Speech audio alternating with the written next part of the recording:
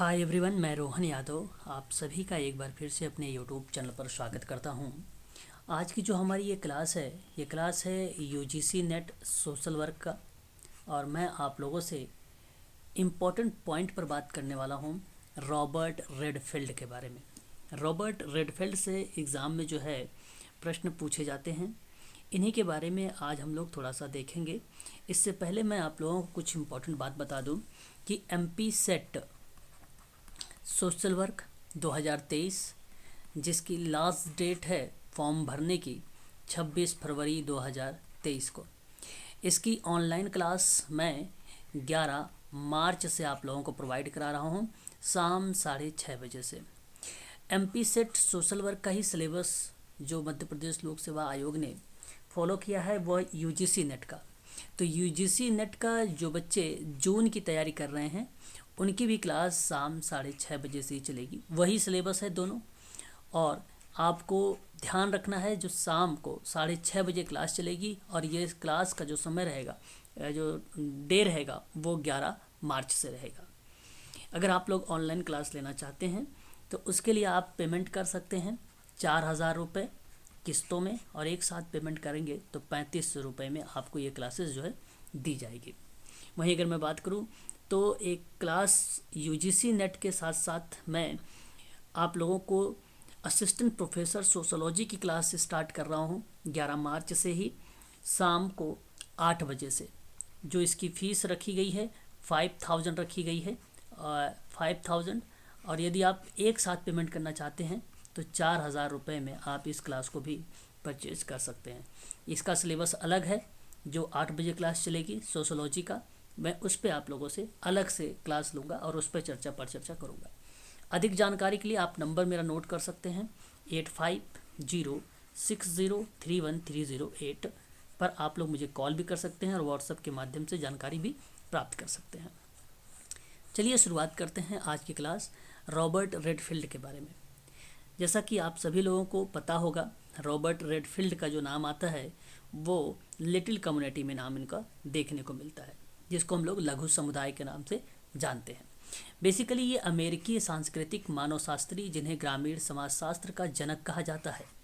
अगर पेपर में पूछा जाए कि ग्रामीण समाजशास्त्र का जनक किसे कहा जाता है तो वह आप लोग नाम लगाइएगा वहाँ पे, रॉबर्ट रेडफील्ड।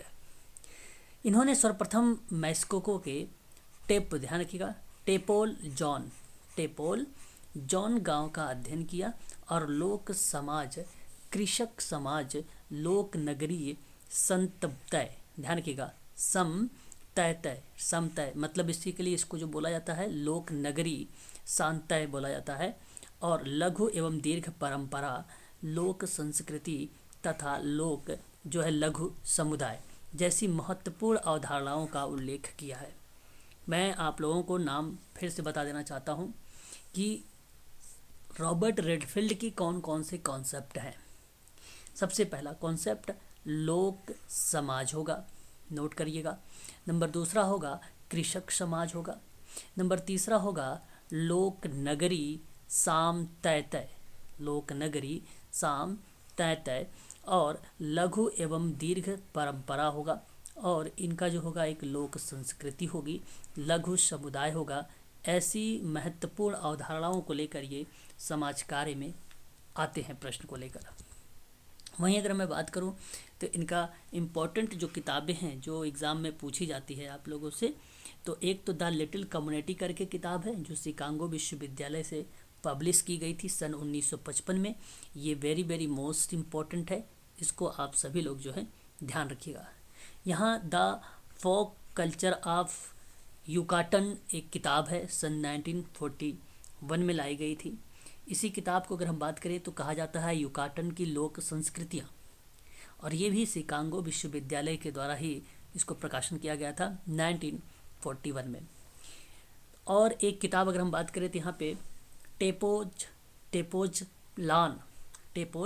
प्लांट अ मैस्को विलेज, यानी एक मैस्को गांव था जहाँ पे लोक जीवन में एक अध्ययन की बात किया था, और ये किताब सन 1930 में आई थी और ये भी शिकागो विश्वविद्यालय से पब्लिश किया गया था सन 1930 में। एक है अगर हम बात करें यहाँ पे तो पीसेंट सोसाइटी एंड कल्चर को लेकर, और ये किताब 1956 में आई थी। तो द लिटिल कम्युनिटी वाली किताब भी 1956 में आई थी, ये ध्यान रखेंगे। द लिटिल कम्युनिटी जो है 1956 में आई थी।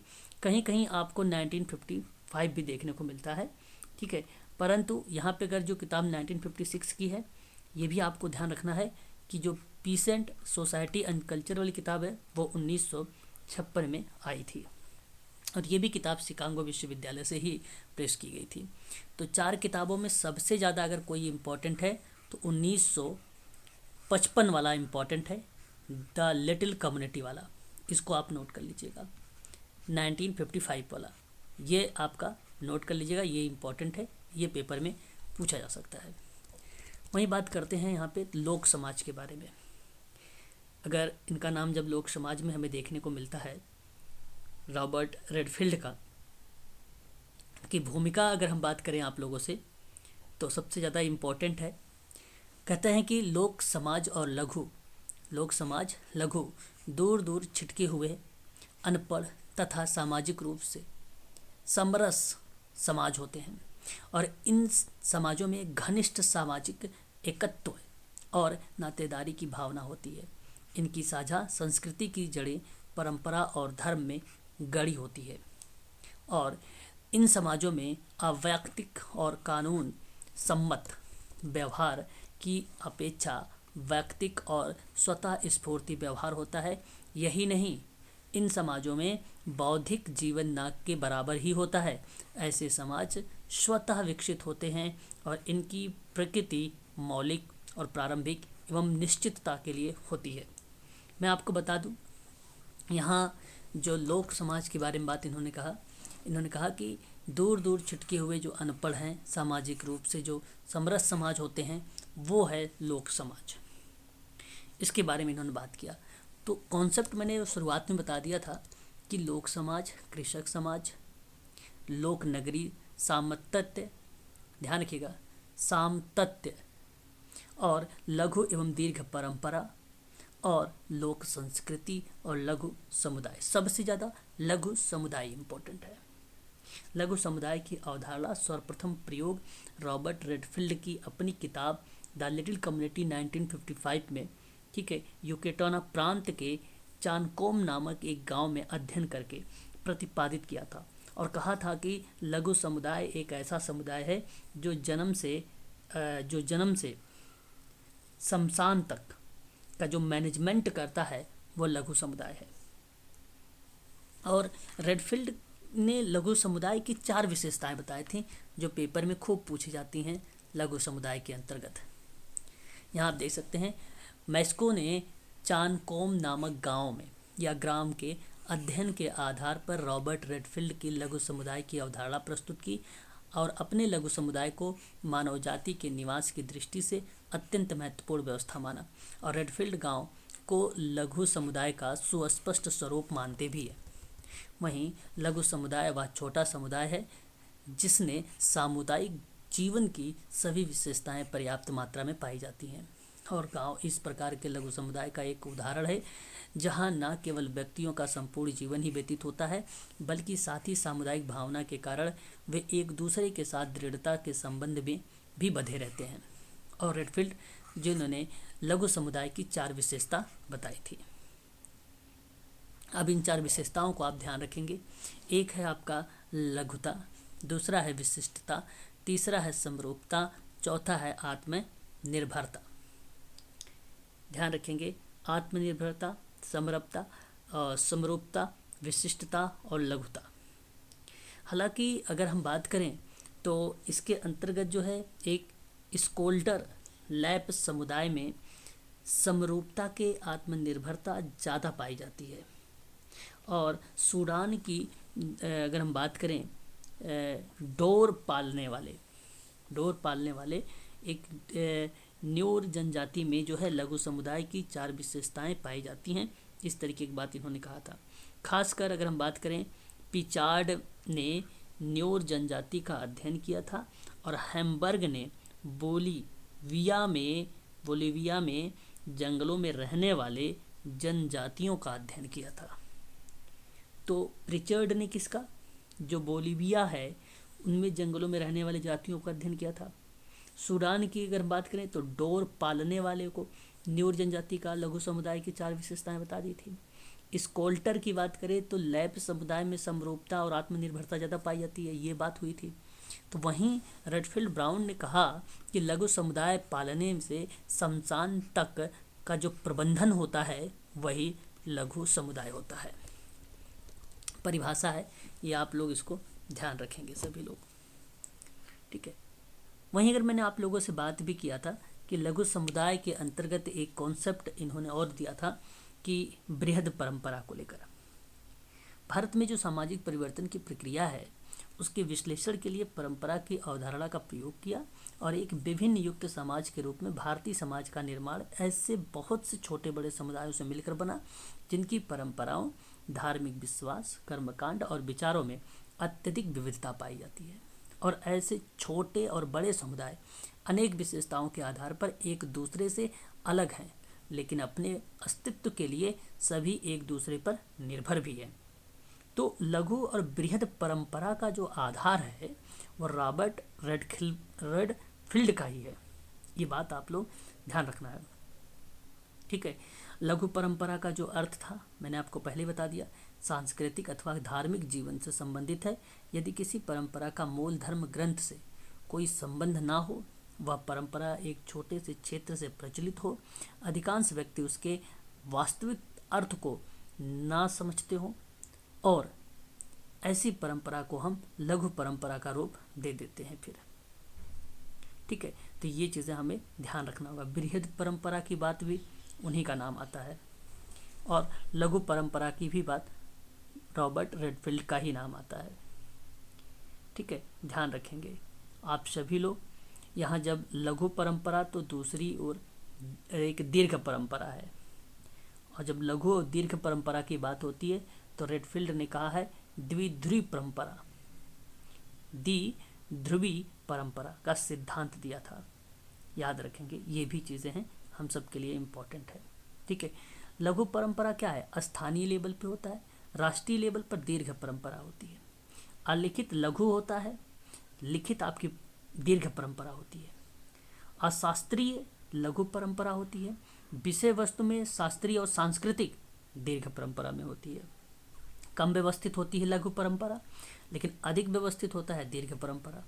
कम चिंतनशील होती है लघु परंपरा, अधिक चिंतनशील होती है दीर्घ परंपरा। तो ये चीज़ें हैं, आपको इन सभी चीज़ों को ध्यान में रखना होगा। तो आज का ये जो टॉपिक था, ये टॉपिक था लघु कम्युनिटी यानी लिटिल कम्युनिटी पर, जो 1955 में रॉबर्ट रेडफील्ड के द्वारा दिया गया था। बहुत इम्पोर्टेंट था ये आप सब के लिए, जो एग्ज़ाम में प्रश्न में आप लोगों से पूछा जा सकता है। खासकर इसकी 4 विशेषताएं, लघुता, समरूपता, आत्मनिर्भरता और विशिष्टता, ये जो 4 थे, इन चारों को आप लोगों को ध्यान रखना होगा, ठीक है। तो आज के लिए बस इतना ही। आप सभी लोग ध्यान रखेंगे, जो समाज कार्य में ऑनलाइन क्लास चल रही है वो 11 मार्च से स्टार्ट हो रही है। 11 मार्च 6:30 बजे से MP सेट और UGC नेट की नया बैच स्टार्ट हो रहा है। यूनिट नंबर 1 से चलेगा क्लास आप सबकी, शाम 6:30 बजे से। दोनों के फीस 4000 रखी गई है। किस्तों में एक साथ पेमेंट करेंगे तो 3500 होगा। आप ध्यान रखेंगे, यदि आप UGC नेट प्लस जून के साथ साथ दिसंबर का भी सेशन लेना चाहते हैं तो एक साथ में 4000 जमा होगा। किस्तों में जमा यहाँ पर 2500 रुपये होगा, यानी 5000 में। ये तो शाम 6:30 बजे की क्लास का टाइमिंग है।